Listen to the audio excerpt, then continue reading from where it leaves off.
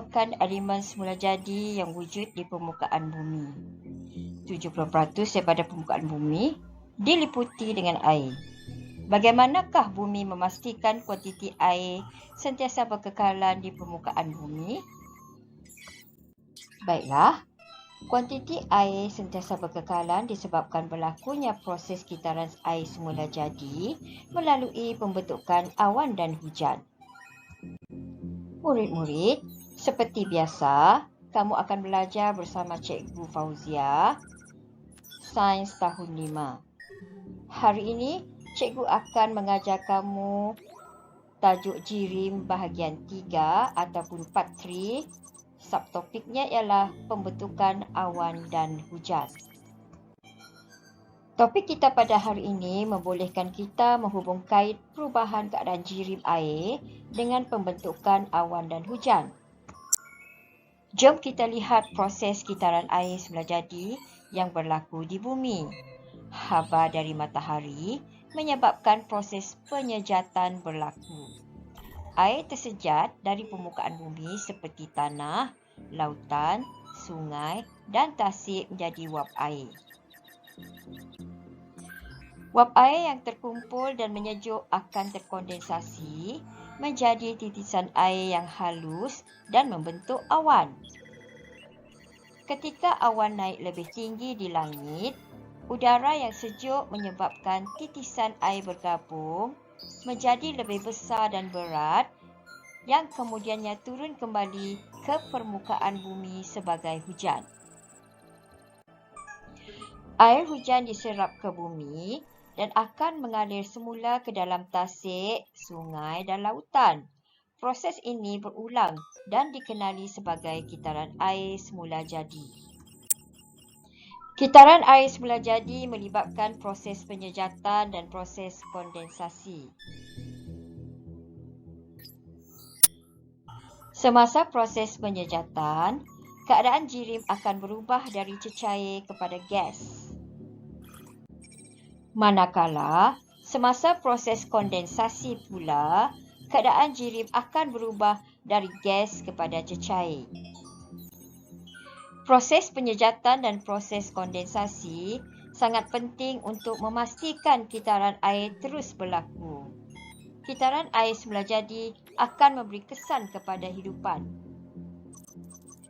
Antaranya ialah, ia dapat memastikan kuantiti air di bumi adalah kekal sama.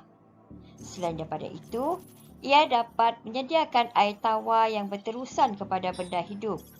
Dan kitaran air semula jadi juga dapat menyejukkan suhu bumi. Cikgu harap penerangan cikgu tadi dapat menambahkan pengetahuan kamu tentang kitaran air semula jadi dan proses keadaan jirim yang terlibat. Tibalah masanya cikgu memberi tugasan atau projek kepada kamu. Tugasan ini hendaklah dibuat bersama orang dewasa di rumah. Berikut merupakan model kitaran air. Projek kamu pada kali ini ialah model kitaran air secara individu. Sebelum cikgu memulakan penerangan tentang model kitaran air, cikgu ingin menerangkan apakah maksud kitaran air. Okey, kitaran air merupakan proses berulang di mana pergerakan air dari permukaan bumi ke udara dan akhirnya turun ke permukaan bumi semula. Berikut merupakan contoh lakaran kitaran air daripada cikgu. Murid-murid, sebelum kamu membuat model kitaran air, kamu hendaklah melakarkan terlebih dahulu model kitaran air ke dalam buku latihan sains kamu. Bahan-bahan yang perlu kamu sediakan ialah bekas plastik besar, bekas plastik kecil untuk meletakkan air, tanah, tumbuh-tumbuhan, plastik lucina dan gelang getah.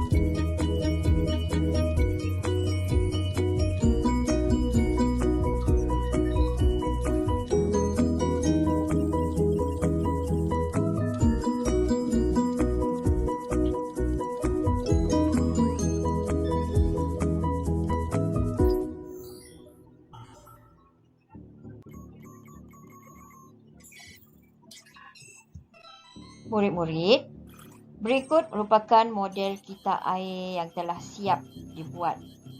Okey, setelah siap dibuat, model kita air ini diletakkan di bawah cahaya matahari. Setelah beberapa jam, cuba kamu lihat keadaan model kita air tersebut. Terdapat titisan air yang halus dihasilkan, iaitu wap air. Baiklah murid-murid, cikgu akan menerangkan tentang model kitaran air yang akan kamu buat selepas ini. Bekas besar berfungsi sebagai bumi. Plastik yang menutupi bekas berperanan sebagai atmosfera. Air di dalam bekas merupakan sumber-sumber air yang ada di bumi. Pokok kecil dan tanah merupakan unsur-unsur biotik dan abiotik di dalam bumi. Apabila dibiarkan di bawah matahari, air di dalam bekas akan tersejat dan membentuk wap air. Wap air ini akan terkondensasi dan akan kembali ke bumi sebagai air hujan. Kitaran ini berterusan dan sentiasa berulang. Cikgu berharap agar kamu dapat membuat projek ini. Setiap langkah aktiviti kamu hendaklah dirakam dalam bentuk gambar atau video. Setelah selesai, hantar rakaman projek kamu kepada cikgu secara personal atau terus ke dalam grup Telegram. Projek kamu akan cikgu nilai dan rekod ke dalam PBD untuk bulan Oktober nanti.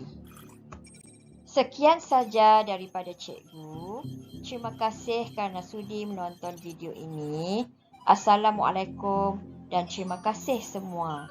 Bye.